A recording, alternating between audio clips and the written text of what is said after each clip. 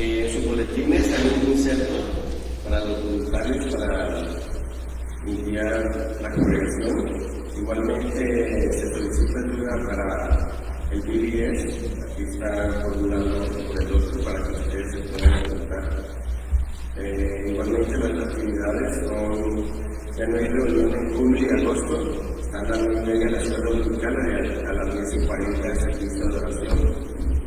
No se olviden de traer el azúcar y el café, ahí está ahora la registración, pueden registrarse ahora para la escuela pública de vacaciones. Aquí está la dirección y todas las indicaciones para realizar este evento y oremos por el evento que se va a realizar en agosto. Igualmente, no se olviden de estar ahí apuntándose por favor para la limpieza de las instalaciones.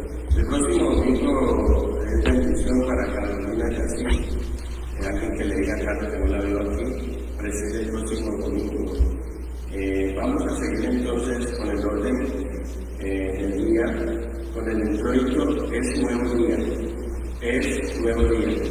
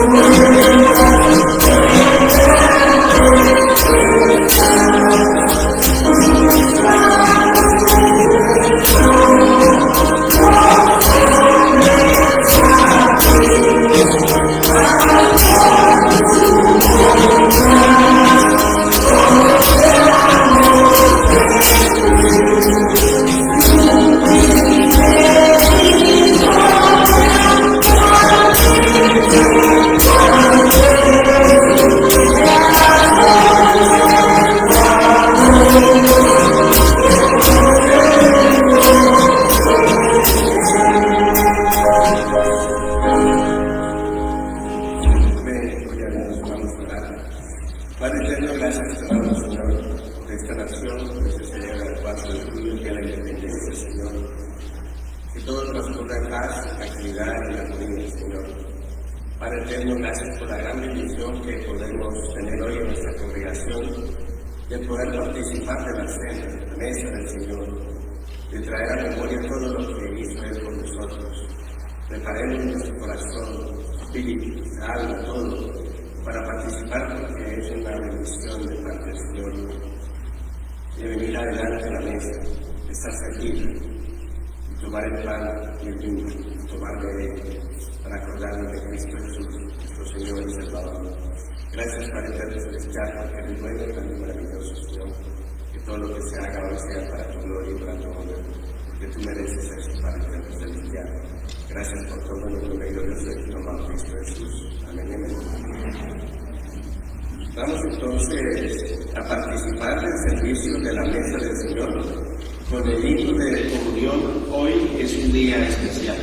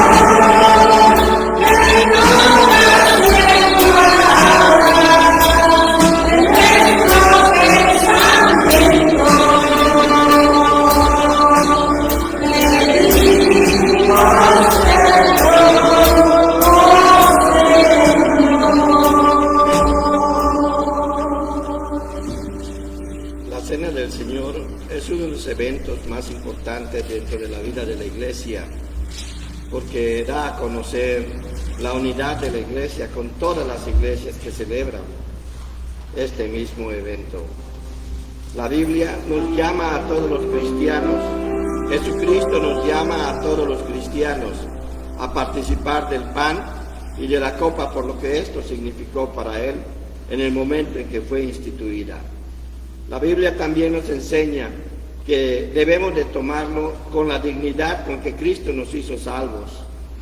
También debemos de examinarnos antes de tomarla, con la finalidad de saber qué es lo que nosotros debemos de restaurar. El apóstol Pablo nos dice que debemos nosotros buscar cuáles son las relaciones rotas, porque esto es únicamente un testimonio de nuestra relación con Dios, porque Él mandó que lo hiciéramos de esta manera, y dijo que lo hagamos en memoria de Él. Y cuando encontremos algo que todavía no está bien compuesto en nuestra vida, decidirse entonces delante de Dios, participando del pan y de la copa, siempre y cuando usted haya sido bautizado, haya recibido a Cristo como único y suficiente Salvador, entonces va a componer aquellas relaciones que indignarían al Señor. Porque una relación rota con tu prójimo es una relación rota con tu Dios. La cena del Señor es nada más una relación, el testimonio de la relación más estrecha que podemos tener con Dios.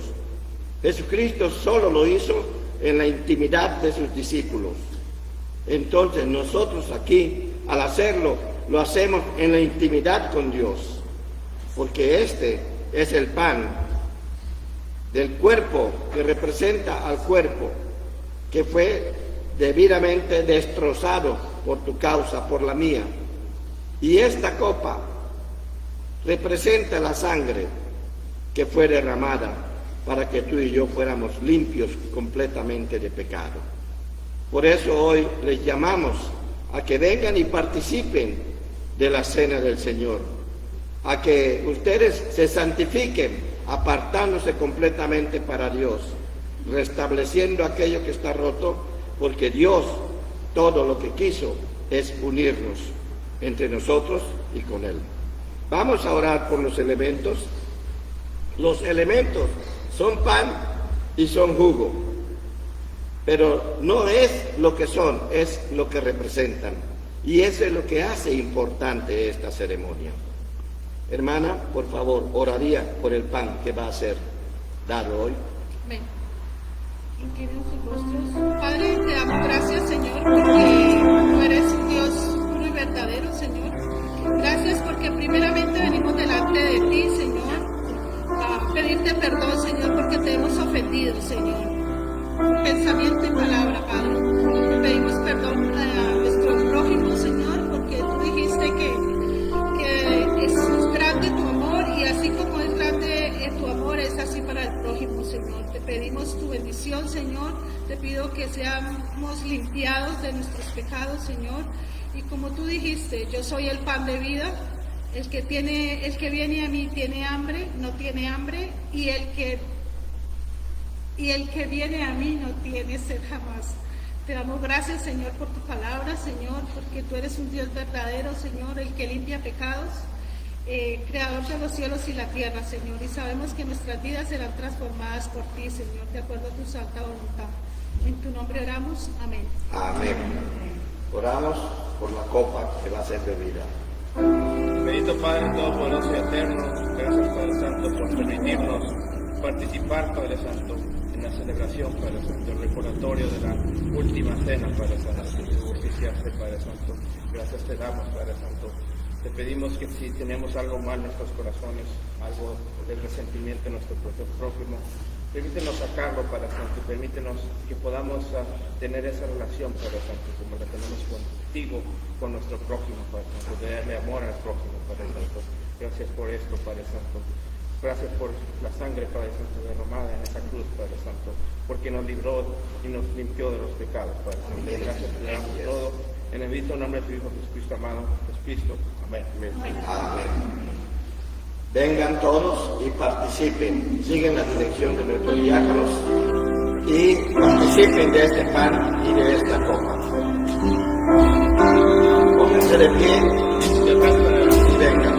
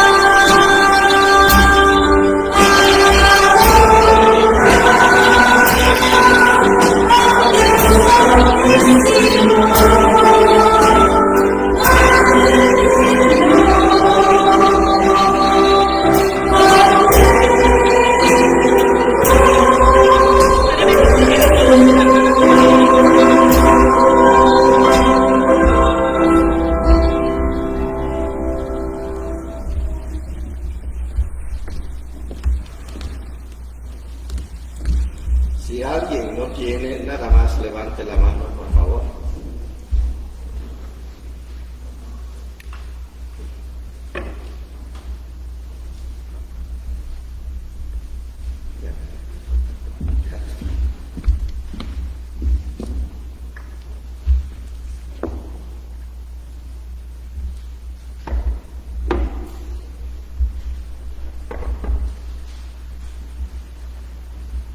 En las Sagradas Escrituras, el apóstol Pablo nos enseña que esto es un memorial en el que recordamos la muerte de nuestro Señor Jesucristo, su sacrificio en la cruz, su resurrección, ascensión al cielo y su próxima venida.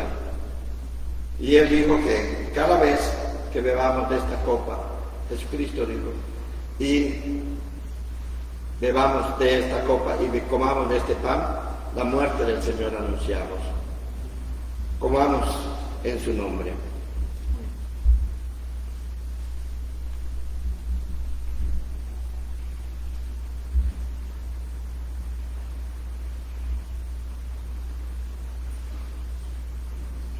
El Señor Jesús, después de haber cenado, tomó la copa, la bendijo y la dio a sus discípulos, diciendo: esta es mi sangre que es derramada para perdón de pecados por cada uno de nosotros. Bebamos en memoria de él.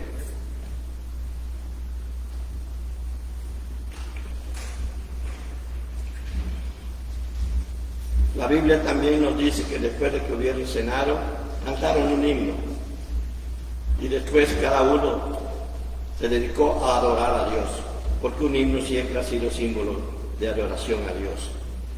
Señor, te damos gracias en este momento por la gran oportunidad que nos has dado de poder recordar tu muerte, de poder recordar tu resurrección, tu ascensión al cielo, que estás delante del Padre intercediendo por cada uno de nosotros. Pero sobre todo, Señor, porque recordamos y revive la esperanza, aumenta nuestra fe en tu próxima venida. Gracias, Señor, gracias por habernos dado el privilegio de participar de este pan, el privilegio de participar de esta copa, así como tú llamaste a tus discípulos para hacer este memorial. Hoy nos has convocado, Señor, para que al hacerlo tengamos la fe y la esperanza de tu próxima venida viva en nuestras vidas y como un testimonio a todos los que nos rodean de que tú eres un Dios que sana, un Dios que llama y un Dios que bendice a todos los que son de Él.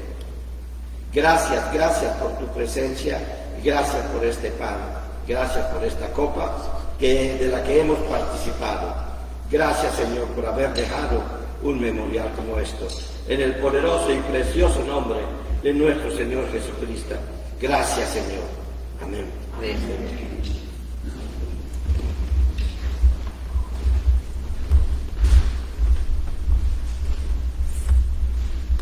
Vamos a seguir con el orden de todos. Vamos a entonar el himno para las ofrendas del pueblo de Dios en el nombre de Jesús.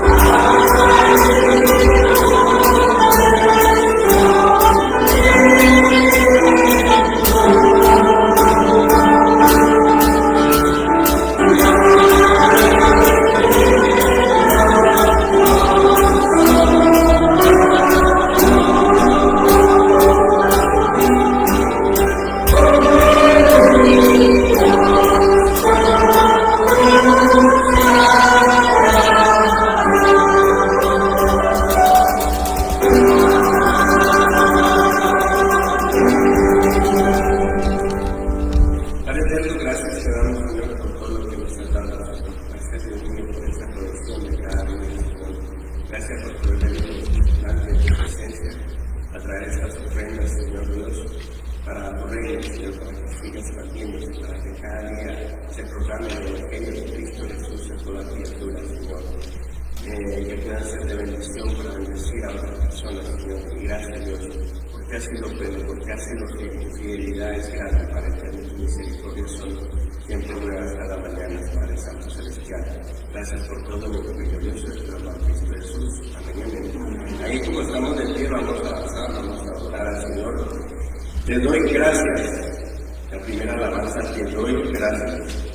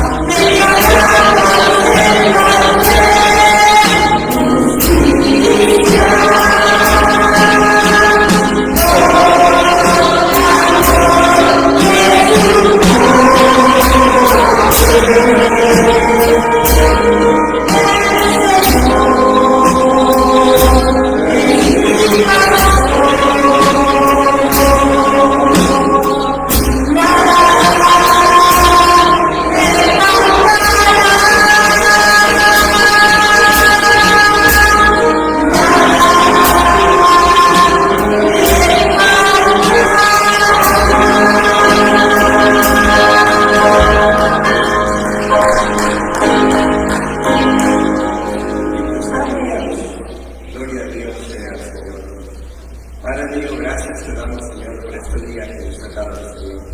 Crea en nosotros un corazón nuevo y limpio, renuévalo cada día, Señor, por medio de tu palabra, Señor. Que podamos atender a la voz del Espíritu Santo que hoy nos va a hablar a través de nuestro pastor Pedro Ramírez Rojas, Señor. Que no endurezcamos nuestro corazón, sino que escuchemos la voz tuya, Padre Eterno Celestial, para transformar vidas, para renovar vidas, Señor. Y gracias, Dios, porque tú eres maravilloso, Señor. Quita lo que pueda robar en estos momentos de servicio, Señor, toda obra de las tinieblas, de todo valor espiritual, de verdad, que se pueda mover en estos momentos, Señor. Que estemos atentos hoy, Señor, a tu voz, Señor, a tu palabra, Padre Eterno Celestial, que va a ser expuesta en esta mañana a hablar de la quiera que nos ven, Señor. Gracias por todo en el nombre glorioso de tu amado Cristo Jesús. Amén. Vamos a la lectura de la palabra de Dios, que está en el Nuevo Testamento, en el libro de Efesios, capítulo 4, versículo 1 al 6. Nuevo Testamento, el libro de los Efesios, capítulo 4, versículo 1 al 6. Amén. La palabra de Dios dice así: yo pues preso en el Señor, os ruego que hagáis como es digno de la vocación con que fuiste llamados, con toda humildad y mansedumbre, soportados con paciencia los unos a los otros en amor, solícitos en guardar la unidad del Espíritu en el vínculo de la paz, un cuerpo y un espíritu, como fuisteis también llamados en una misma esperanza de vuestra vocación, un Señor, una fe, un bautismo, un Dios y Padre de todos, el cual es sobre todos y por todos y en todos. Que el Señor bendiga su santa palabra. La escuela dominical.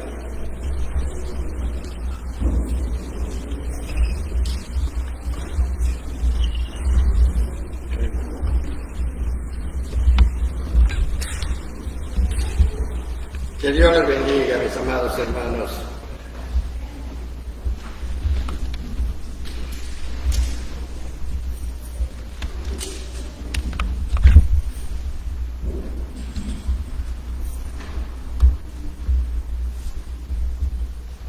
Hay varios hermanos que están de vacaciones y desde aquí les deseamos que se diviertan, pero también gocen de esta alabanza y glorificación que le damos a Dios por medio de su palabra. ¿Qué es la unidad? La semana pasada nos referimos a la unidad, cómo Dios la anhela, cómo Dios la busca, cómo a Dios le gusta que sus hijos estén unidos. Y la razón para que esa unidad se dé tiene mucho que ver con lo que es el propósito de Dios por el cual hizo la iglesia. Cuando nosotros estudiamos el Génesis y empezamos a ver la historia de la creación, vemos que Dios empezó a hacer separaciones. Separó la luz de las tinieblas, separó las aguas de las aguas, separó a los animales y luego separó al hombre. Hizo al hombre, según el capítulo 2, y separó al hombre diciendo que era una mujer su complemento, la que debía de acompañarlo. Y después le hablan de unidad en ese momento. Pero Dios no hizo la separación para que vivan separados, para que estén aparte, sino hizo la separación para que Él sea el elemento que haga la unidad. En realidad, entre dos personas o aún en una relación matrimonial, no hay una verdadera unidad si no es Dios el que la forma. Cuando Dios hizo la creación con esa finalidad, también dio a conocer que la única manera de lograr la unidad es a través de lo que Él mismo estableció. Y Él lo estableció de una manera: amarás al Señor tu Dios con toda tu fuerza, todo tu alma y todo tu entendimiento, y amarás a tu prójimo como a ti mismo. Y pone estos dos mandamientos al mismo nivel. Cuando lo conocieron los israelitas en Deuteronomio y en Levítico, estos dos mandamientos, era nada más para cada uno de ellos. Es decir, uno tenía que vivir cada uno de ellos. Pero ya en el Nuevo Testamento hasta le llama un nuevo mandamiento. No es que no existía el mandamiento y que hasta ese momento se hacía nuevo, sino la novedad era de que lo que estaba separado ahora lo volvía a unir. Por eso, la evidencia del amor a Dios que puede tener uno y puede testificar uno de sí mismo es la manera como te amas a tu prójimo, como te relacionas con tu prójimo. La evidencia de tu relación con Dios, de tu unidad con Dios, es tu prójimo. Para eso es la iglesia. Ya hemos hablado bastante al respecto. Pero ¿qué puede significar la unidad? A mí me gustaba mucho hablarle a los muchachos sobre honra a tu padre y a tu madre, honra a tu padre y a tu madre. Hasta que un día me preguntó uno, ¿qué es honrar? Todos entendemos honrar por obedecer, pero es más que eso, es más que eso. Entonces también me surge la pregunta, hablamos de unidad, pero ¿qué es la unidad? Dios la quiere. Y nosotros vemos cuando estudiamos la vida de Jesucristo que Él, su unidad con el Padre la defendió con pasión. Jesús en un momento dado fue bautizado. ¿Y quién apareció en el bautismo sin que lo hayan invitado? El Padre. ¿Y qué dijo el Padre de lo que hizo Jesús? Este es mi Hijo amado en el cual tengo placer, contentamiento. Esa es la alabanza del Padre al Hijo que obedecía y que lo honraba. Pero cuando Jesús llega al desierto, trata a Satanás de hacer lo mismo que hizo con Adán. Separarlos también, pero separarlos completamente. La separación que Dios hizo fue por su voluntad, pero nunca quiso obligarnos a estar unidos a Él. Y ahora, con Jesucristo, bueno, Satanás logra su objetivo en el paraíso, pero ahora Jesucristo está en el desierto. ¿Y cuál es la manera como se acerca Satanás a Jesucristo? Le hace la pregunta, tratando de desvirtuar lo que Dios le había dicho antes. Dios le había dicho, tú eres mi Hijo amado. ¿Y cómo le enfrenta Satanás con la primera tentación? Si en verdad eres hijo de Dios. Entonces la tentación no está porque tenía un problema de pan. No está porque tenía algún otro tipo de problema, y me voy a referir un poco ahorita. Sino está en la relación con el Padre. Eso quiere decir que se nos acerca hasta el día de hoy Satanás y nos dice, si en verdad eres hijo de Dios, haz esto, haz lo otro, enójate, pégale, grítale, insúltalo, dale la espalda, vete de allá, no tomes en cuenta, etc. Póngale el adjetivo que quiera para calificar toda la oración. Póngale el adjetivo que quiera.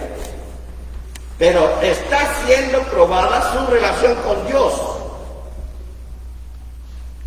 cuando se plantea la unidad. Pero Jesús defendió con pasión la unidad, porque le dio una respuesta, y le dio una respuesta conforme a la palabra, lo cual también nos dice que si queremos entender lo que Dios entiende por unidad, y que nosotros debemos de seguir, así como Él la enseña, debemos de estudiar la palabra, porque sin ella no la vamos a entender.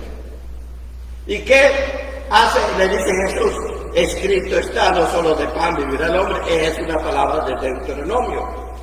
Jesús manejaba la Torá, manejaba todo lo que hoy conocemos como Antiguo Testamento, porque desde niño fue a la sinagoga y tuvo maestros en la sinagoga.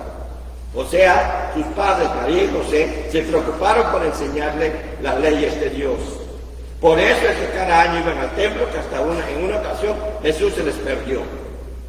Sabemos toda esa historia. Pero Satanás, ante la respuesta, no da su brazo a torcer. Inmediatamente, ¿qué dice Lucas? Allí en Lucas, luego le llevó el diablo a un alto monte, 4:5, y le mostró en un momento todos los reinos de la tierra. Le estaba diciendo, mira, yo te hago poderoso si tú me adoras. Es lo que estaba diciendo.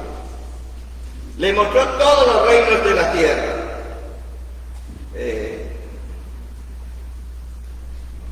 A ti daré todas sobre el poder de estos reinos y la gloria de ellos, porque a mí me ha sido entregada y a quien quiero la doy. Allí él mismo reconoce lo que Jesús dijo de Satanás. Satanás es el príncipe de este mundo. Y como príncipe de este mundo tiene cierta autoridad.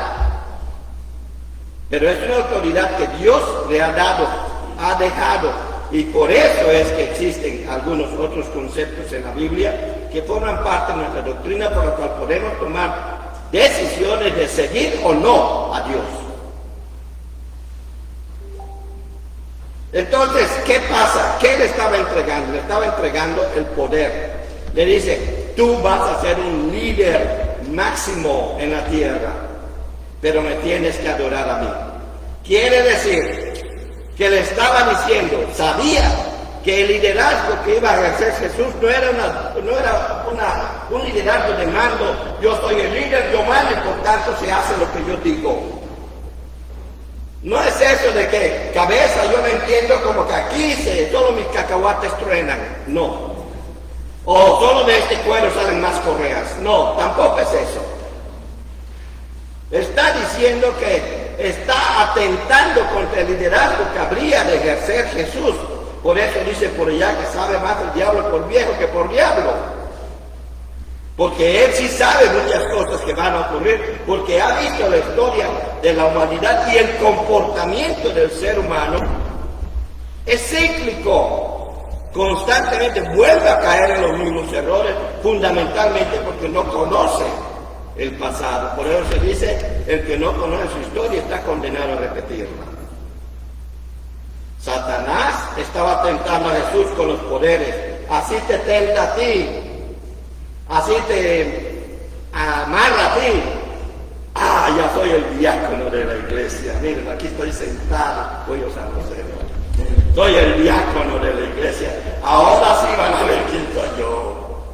Tal vez no lo dicen así, yo lo digo de una manera un poco exagerada, pero a veces los comportamientos son esos.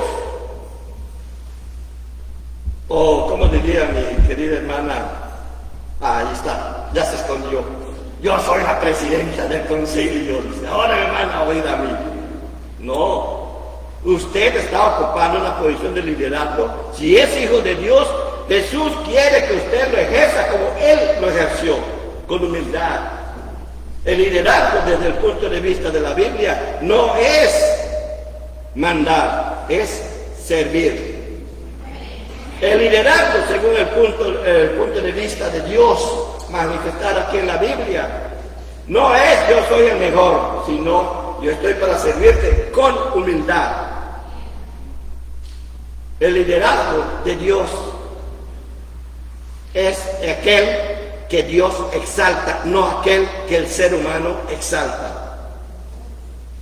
Por eso dice en Efesios capítulo 2, en los primeros, del 5 al 11, que de la manera como se humilló Jesús, Dios lo exaltó hasta lo sumo, lo cual quiere decir que ni aun Moisés, del que se decía que no había hombre más humilde sobre la faz de la tierra, Jesús fue aún más humilde que él. En ese momento no lo había, pero después de Jesús, él fue más humilde que Moisés.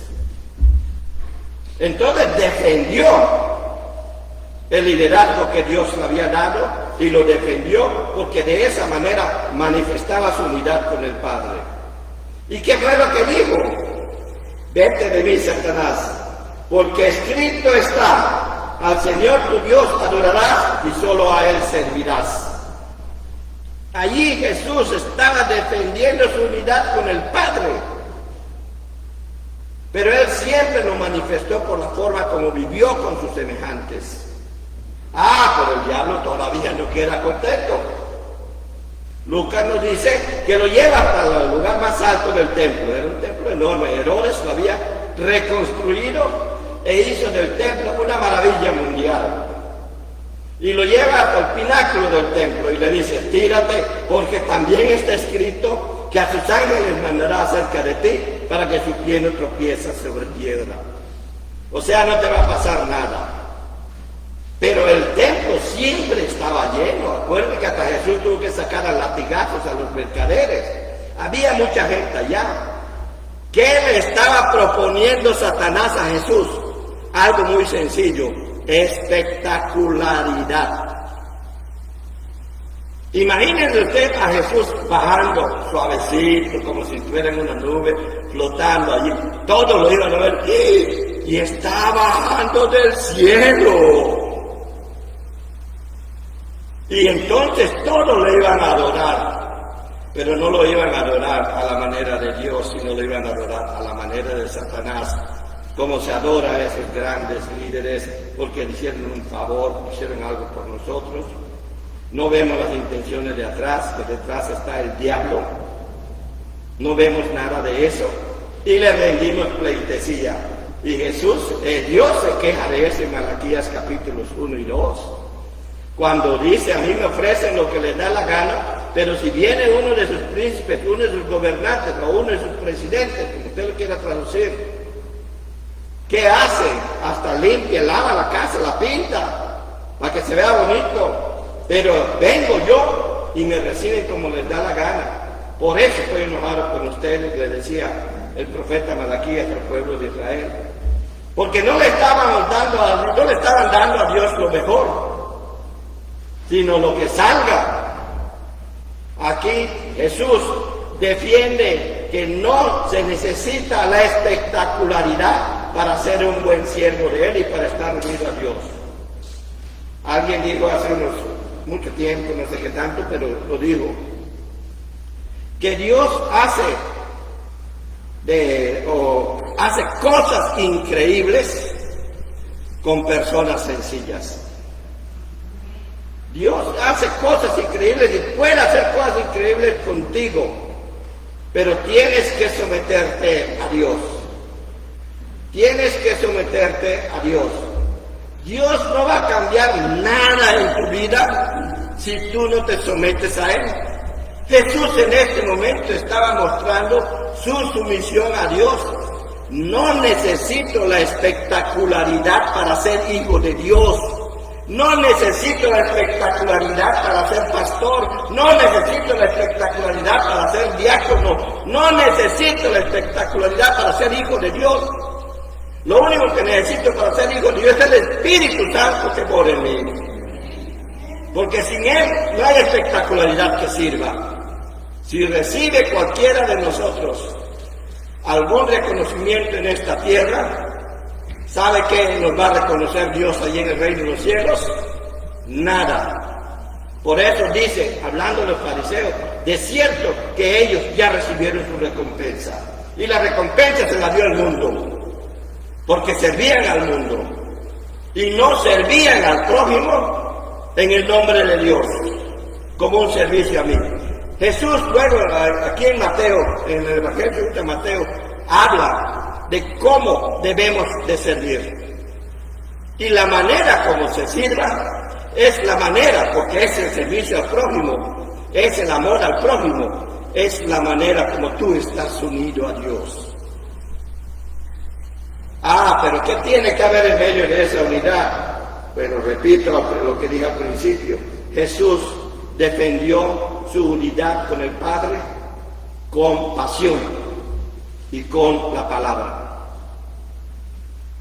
La pregunta es, ¿cómo defiendes tu unidad en tu familia? ¿Cómo defiendes tu unidad con tus hermanos en la iglesia? ¿Cómo defiendes tu unidad con Dios?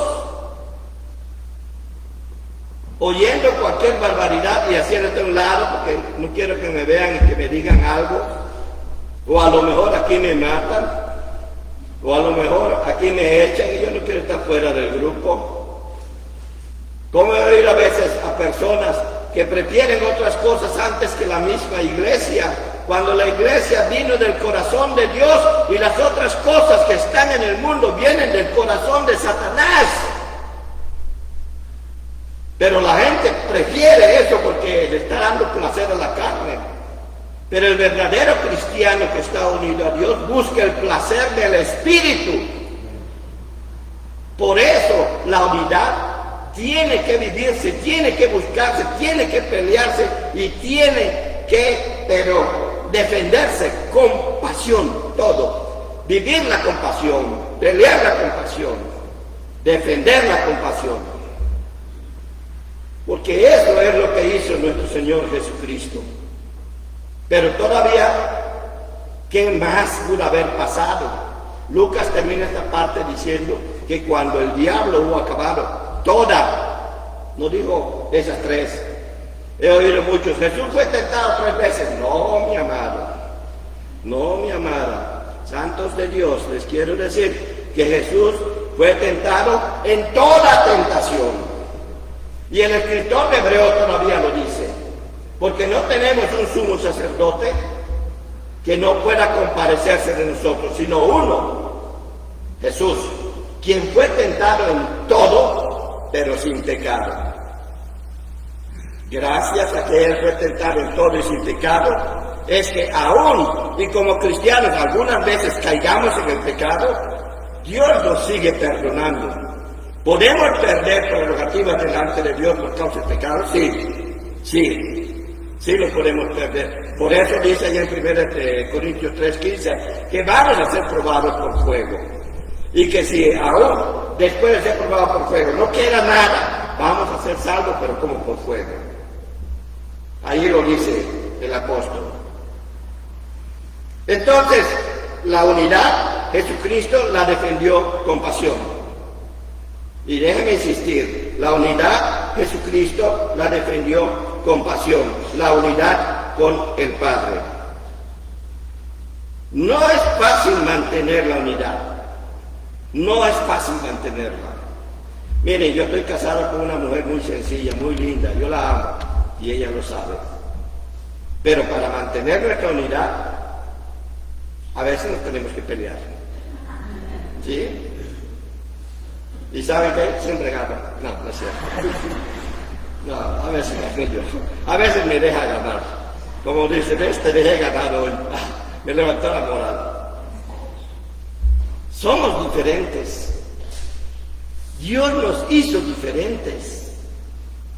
Hasta entre 2 personas, cualesquiera, hombre, mujer, mujer, como amistad, como prójimo, no como relación. Si no es una relación de amor en Jesucristo, solamente esa. Somos diferentes. Obviamente vamos a tener diferencias. Crecimos en ambientes diferentes. Entonces decimos, culturalmente somos diferentes. Tenemos diferentes culturas. Y yo me casé con una mujer que no era de mi cultura. Y ella se casó con un varón que no es de su cultura. Y sin embargo hemos permanecido juntos muchos años.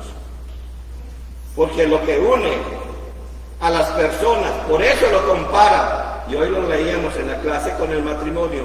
Por eso lo compara Pablo con el matrimonio allá en Gálatas capítulo 15, a partir del 5, a partir del versículo 21. Lo compara con el matrimonio. Porque en el matrimonio hay diferencias, y tiene que haberlas, porque somos diferentes. Y además, Dios, cuando vemos la creación de la mujer desde el costado de Adán, lo hizo diferente, le quitó a Adán lo que ella tiene. Yo no tengo lo que ella tiene. Usted, varón, hermano, santo de Dios, usted no tiene lo que su esposa tiene. Amada hermana, santa de Dios, usted no tiene lo que su esposo tiene. Y no tiene nada que ver con la constitución física, tiene que ver con la constitución genética, con la constitución emocional y con la constitución espiritual. En el espiritual es donde se logra la unidad. Y aún habiendo crecido con el orden de los valores sociales, humanos diferentes, podemos llegar a ser uno. Si ambos, ella y yo, nuestra pareja, nuestra esposa, nuestros hijos, asumen los mismos valores establecidos en la Escritura. No me importa qué valores fue con lo que mi pareja creció, sino si tiene los valores que Jesucristo proclama. Porque si yo soy un seguidor de Jesucristo y ella lo es, vamos a tener los mismos valores en el mismo orden. Pero si usted impone sus valores, es porque yo soy costarricense, entonces voy a hablar así, nada más, y no me importa lo que tú pienses, va a haber conflictos. O voy a cocinar esta comida que no te gusta, pero es que nosotros sí cocinamos. Y si no te gusta, firma, aquí el divorcio. Sí, a veces esa es la solución más fácil, pero lo único que he aprendido del divorcio es que en el divorcio es cuando verdaderamente los problemas empiezan. No es cuando se termina. Aquello que viviste antes de divorciarte no se asemeja nada a lo que se vive después. Bueno, pueden hablar con ella de eso. Ella es experta en eso. Bueno, ¿qué es lo que nos dice Dios que debemos de mantener la unidad? ¿Y para qué? Primero, la unidad, según nos dice Efesios 4, del 1 al 6, es el testimonio que nosotros vamos a dar a todos los de afuera.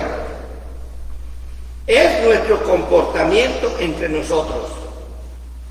El testimonio que vamos a dar a los de afuera es el comportamiento entre nosotros. El testimonio se manifiesta por lo que haces. Y como todo mundo sabe, esa expresión que Jesucristo repitió, que Salomón dio a conocer, que era un proverbio en todo el mundo entonces conocido por Salomón, de la abundancia del corazón, habla la boca. Y el corazón estaba la mente, la inteligencia, los deseos, estaba todo. Era la manera como lo veía. Nosotros ahora sabemos que es la mente. Estaba allá en un autobús allá en Costa Rica en una ocasión y me encantó lo que leía allá. Y decía, antes de que hables algo o digas algo, asegúrate que tu lengua está conectada a tu cerebro. Eso decía, me gustó, yo hasta ahorita no lo he olvidado y tiene años que lo digo.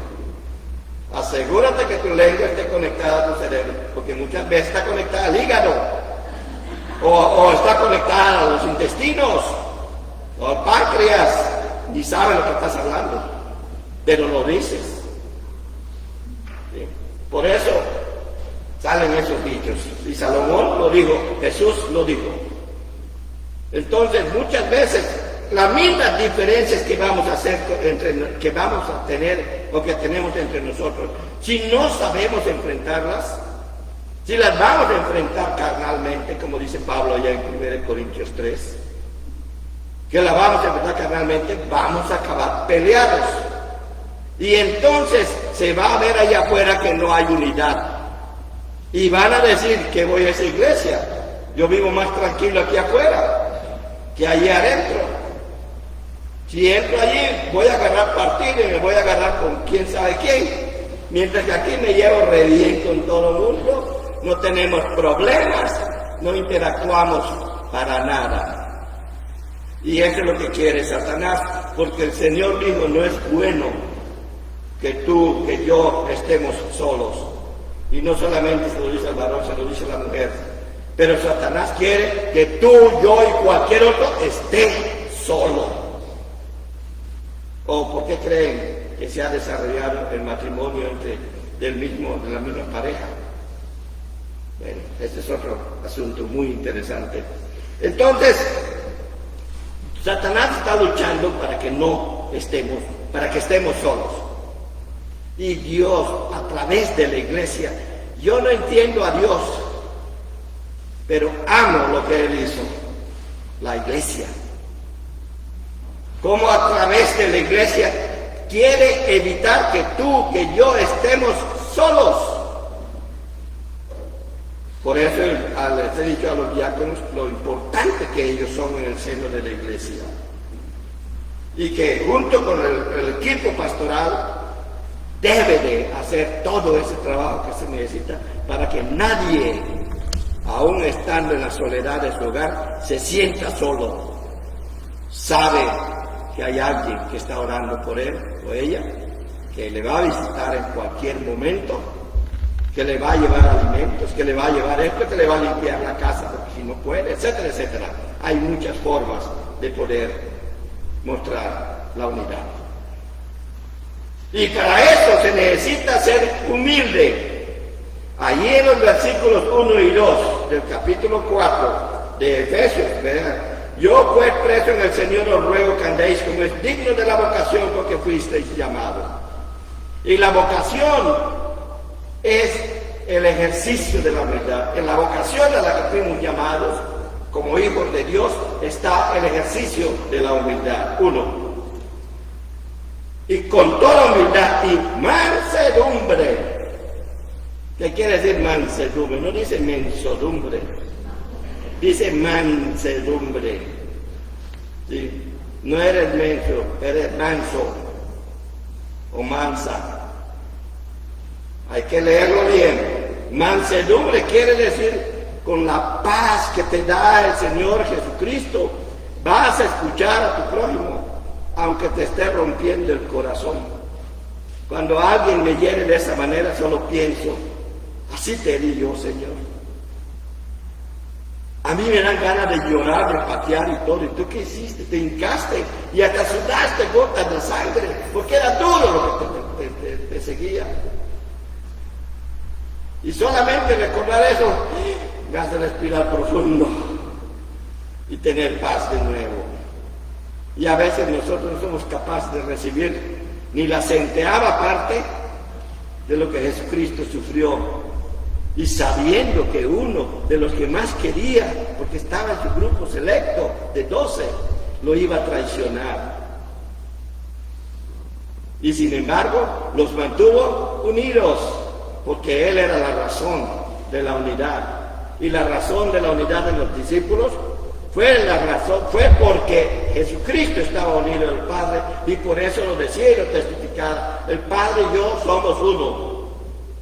De manera que cuando alguien te ve allá afuera, él es de la Iglesia Cristiana Unida, ya estás logrando la unidad. Saben que tú estás unido a esa iglesia.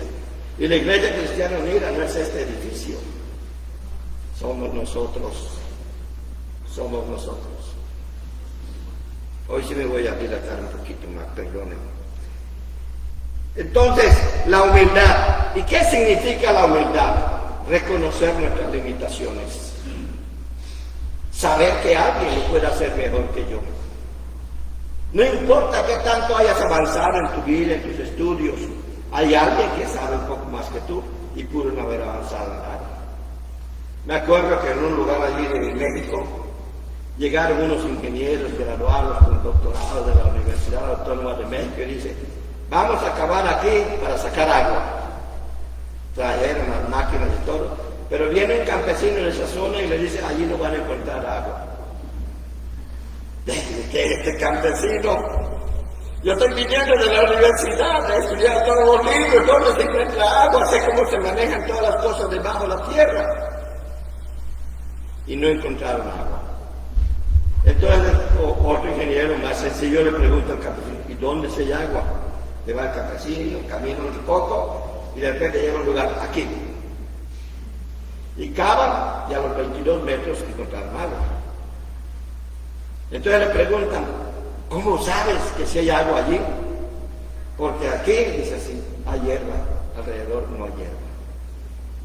Y aquí quiere decir que está siendo alimentada por esto. Y está más verde que la que hay ahí a la distancia.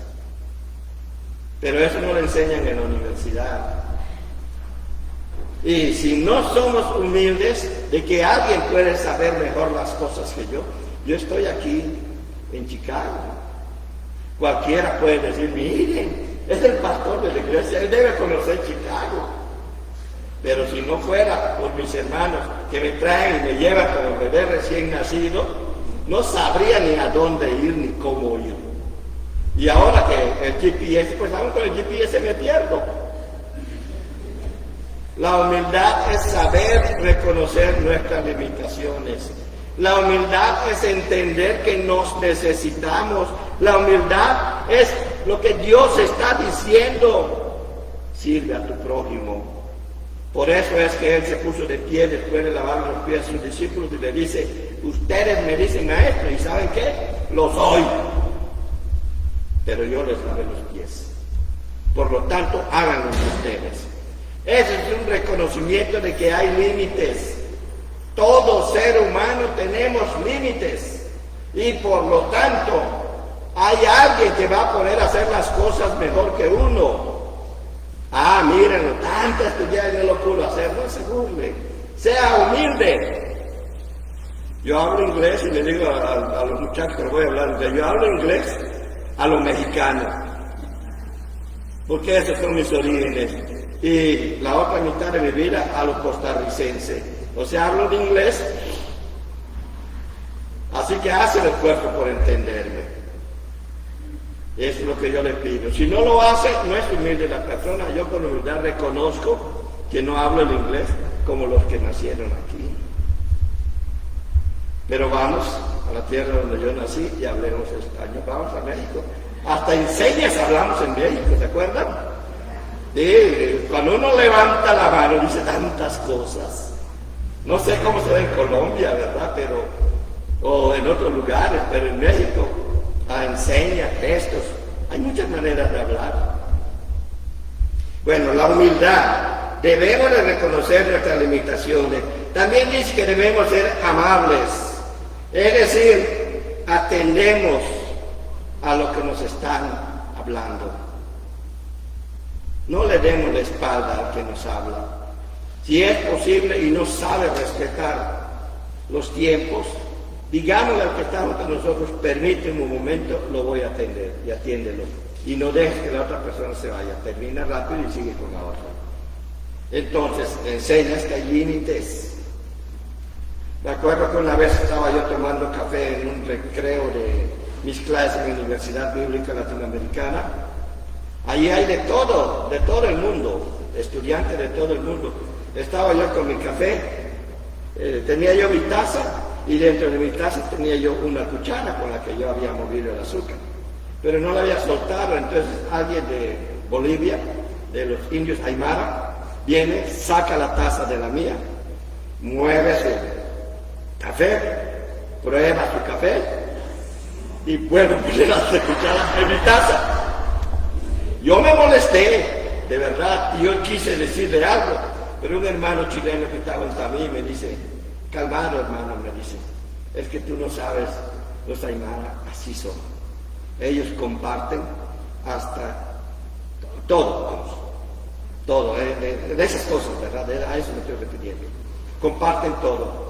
Está comiendo uno con una cuchara, se le da al otro, el otro sigue comiendo como si nada. Mientras que en la cultura mía, usa la misma cuchara, pero no la lavo bien y hasta la desinfecto, ¿no? Y eso es lo que hacemos. A veces el no conocer las culturas, eso no quiere impedir, no debe impedir la amabilidad. Lea lo hizo. ¿Por qué lo hizo? Preguntémonos eso y no, que es un grosero. Reaccionamos, no reaccionemos, accionemos. Y accionar es responder con amabilidad. Es un gran símbolo de humildad. Yo allí lo aprendí. Ellos lo podían hacer porque esa es su cultura. Y ellos todavía no entendían en dónde estaban. Ellos solo estaban por el curso y yo estaba allí viviendo. Era diferente. Entonces era cultura diferente. Ser amables es lo que nos dice aquí en este versículo. Ser pacientes. Debemos saber esperar. ¿Cuántas veces no está uno diciendo, mujer, apúrate, ya es tarde? Y entonces es que ellas se agarran, se ponen en el espejo, un peinado, otro peinado, un vestido, otro vestido, no, que este zapato sí va, este zapato no va, ¿cómo me veo? Todo eso, ¿verdad? Tenemos que ser pacientes, hermano. Tenemos que ser pacientes. ¿Y sabe qué siendo pacientes? Ellas son felices. Si nuestra pareja, que es diferente a nosotros, es feliz con la paciencia nuestra, a nuestro prójimo, varón o dama que está allí a nuestro alrededor, si somos pacientes con ellos, ellos también van a ser felices. Tolerantes unos con otros. La tolerancia es responder con cordura, amabilidad y humildad ante lo que no estamos de acuerdo. O mucho mejor, responder con amor ante lo que no estamos de acuerdo. Si no tienen esa definición, tienen un papel, apúntenlo. Porque tolerancia es saber que alguien no va a estar de acuerdo conmigo, pero yo lo voy a respetar, voy a respetar su punto de vista. Y si yo no estoy de acuerdo con él, argumentemos. En una entrevista que tuvimos por televisión allá en la Televisión Nacional de Costa Rica, había unos de la Iglesia Católica, otros de otra iglesia, y estaba yo entre ellos. Estaba yo sentado con ellos alrededor de una mesa y de repente alguien pregunta, es que yo no puedo aceptarlos de esto y lo otro, y me regañan, ¿verdad? Después de haber expuesto lo que son las doctrinas bíblicas en las que yo creo. Entonces yo solamente le dije, mire, yo no le voy a discutir eso, yo pongo sobre la mesa lo que dice la Biblia y como Dios me lo ha enseñado y los líderes míos me lo han enseñado porque han estudiado eso. Usted tome de la mesa lo que le guste, y si nada le guste, sencillamente no lo tome. También espero que usted ponga lo suyo sobre la mesa, y yo voy a hacer lo mismo, voy a tomar lo que quiero, lo que yo sé que me sirve, y lo que no me sirve lo voy a dejar ahí en la mesa, porque a otro le puede interesar. Y de esa manera se calmó esa persona. Y a veces nosotros tenemos que ser tolerantes. Van a haber personas que están en desacuerdo con nosotros. Van a haber personas que no les gusta lo que nosotros hacemos.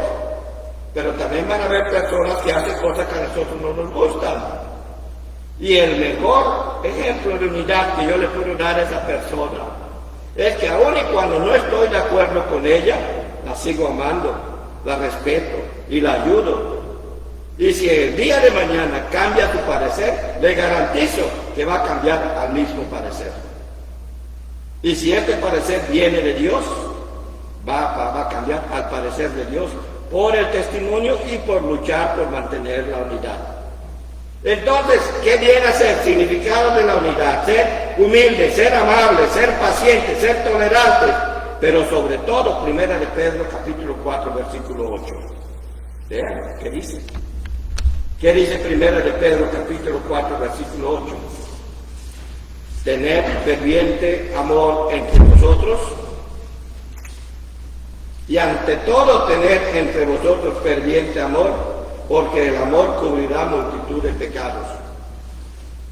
Ferviente amor, ¿sabe usted lo que significa ferviente amor? Que sea como la fiebre. ¿Qué pasa con la fiebre? Hasta tiembla uno, ¿verdad? ¿Verdad? Chile, como decimos.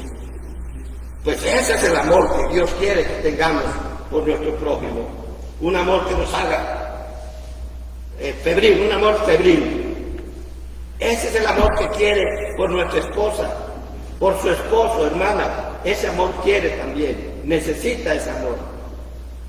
Que usted lo sienta dentro de sí como una enfermedad, fiebre, que no se la pueda quitar. Y el amor que Dios pide es de esa magnitud. Entonces, esfuércese por mantener la unidad del Espíritu, dice el apóstol ahí en el versículo 3. Procurando mantener la unidad del Espíritu en el vínculo de la paz. Una vez me preguntó un pastor, ¿qué es la paz? Y se me acordó este versículo. Es un vínculo. ¿Cómo que es un vínculo? Sí, porque la paz tiene mucho que ver en la manera en que me relaciono contigo. ¿Cuál es el vínculo que nos relaciona a ti? El amor. Entonces, el vínculo de la paz se manifiesta en el amor al prójimo. No hay otro lugar. No hay otro lugar. ¿Cómo vamos a lograr todo eso? ¿Cómo vamos a lograr todo eso? Versículos 4 al 6. Teniendo un solo cuerpo, que es la iglesia. Dice, Cristo es la cabeza, todo lo demás es el cuerpo. Y en el cuerpo hay diferentes órganos, hay unos que ocultamos, hay otros que no ocultamos, hay unos que los vestimos de lujo, véanlo. ¿Ve? Los vestimos de lujo, tenemos un collarcito aquí, el cuello lo vestimos bonito y las mujeres le ponen cositas bonitas en las orejas. Y ahora para muchos varones, yo veo que se lo ponen, ¿verdad? Y ni les queda bien la comida. Con todo respeto lo digo, ¿verdad? No, queda muy feo. Un solo cuerpo, un solo espíritu. ¿Y cuál es ese espíritu? el mío, no. Aquí está hablando del Espíritu Santo. Si ella tiene el Espíritu Santo y yo tengo el Espíritu Santo, podremos comunicarnos ella y yo a nivel espiritual. Si tu pareja, tu esposa o tu esposo tiene al Espíritu Santo, pueden comunicarse a nivel espiritual, porque el Espíritu Santo está en constante comunicación contigo. Lea Romanos capítulo 8, sobre todo a partir del versículo 16. Está en constante comunicación contigo. Y si tenemos un solo espíritu, ella y yo, mi hermano Denis y yo, mi hermano Elías y yo, tenemos un solo espíritu, nos vamos a comunicar y bien.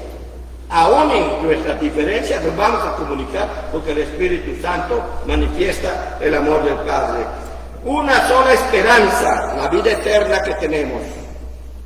Una sola esperanza. Un solo Señor, Jesucristo. Una sola fe enviada por Dios. Un solo bautismo, el que usted ya tuvo, en el cual usted manifestó su introducción o testificó su introducción al reino de Dios como un testimonio. Un solo Dios y Padre. Eso es lo que significa la unidad. No que tú y yo hablemos el mismo idioma, no que tú y yo pensemos las mismas cosas, sino que tú y yo sirvamos al mismo Dios. Esa es la unidad de la que está hablando Dios. Esa es la unidad que nos está mostrando Dios. Por lo tanto, yo no puedo concebir que una iglesia sea de Dios si no lucha por la unidad, así como Dios le enseña en la Biblia.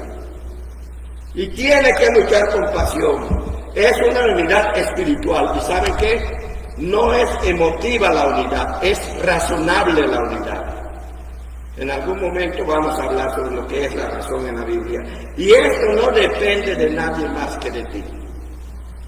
Tú puedes decidir si quieres realmente servir al Señor, entregarle tu vida, darle a Él hasta tu libre albedrío. El libre albedrío solamente nos sirve para tomar la decisión de obedecerle a Él o no. Pero una vez que eres hijo de Dios, te conviertes en esclavo de Él y decides obedecerle a Él. Y lo más interesante es que Él no va a querer nada malo para ti. Es lo mejor que Él tiene, lo que te da. Ese es Dios. Ese es el Padre. Y solamente nos va a mantener en la unidad cuando pertenecemos a un solo cuerpo, que es la iglesia. En este caso, nuestra iglesia. Y hay que defenderlo con pasión. Un solo Espíritu, el Espíritu Santo, tú ya lo tienes, ya has recibido a Cristo como único y suficiente Salvador, ya lo tienes. Una sola esperanza, la vida eterna, ya la tienes. Mantén viva esa esperanza en ti. No eches a perder las recompensas que Dios tiene preparado para ti. Un solo Señor, Jesucristo, porque Él murió por ti, entregó su vida por ti. Una sola fe en Dios, un solo bautismo y un solo Señor y Padre. El Padre de la Trinidad, que encabeza la Trinidad. Padre, Hijo y Espíritu Santo. Los tres son diferentes, pero son uno. Ustedes y yo somos diferentes, debemos de ser uno.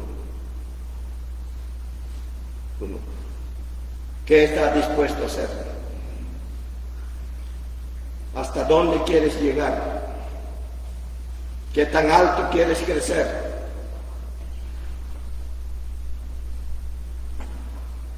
Solamente tú lo puedes decidir. Solamente tú puedes decirle, Señor, yo quiero crecer contigo. Yo quiero llegar a lo más profundo contigo. En lo más profundo nos va a pedir tira la red. En lo más alto nos va a permitir acercarnos a Él. No te lo permitió lo de la Torre de Babel, pero con Jesucristo sí nos está permitiendo. Puedes llegar hasta el mismo trono de Dios. Efesios capítulo 7 y en el 10 lo menciona. Puedes llegar hasta el trono de Dios. Lo que no le permitió a los de Babel, hoy tú lo puedes hacer. ¿Quieres vivir esa unidad? No oí ningún amén. ¿Quieres vivir esa unidad?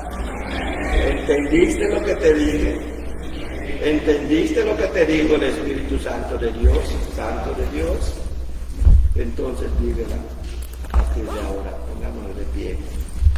Padre, te doy gracias por esta palabra que tú has dado a conocer. Te doy gracias, Señor, porque tu iglesia está aprendiendo acerca de lo que significa ser verdaderamente unida. Y te pido en el nombre de Jesucristo que tú le mantengas un corazón abierto a todo esto. Y que la unidad no es que estemos de acuerdo, sino saber lidiar en medio de nuestras diferencias sin perder el amor, sin perder el compañerismo. Señor, bendice nuestra vida. Bendice a tu iglesia cristiana unida. Bendice a tu iglesia, Señor. Bendice a tu iglesia en el nombre de Jesucristo. Amén.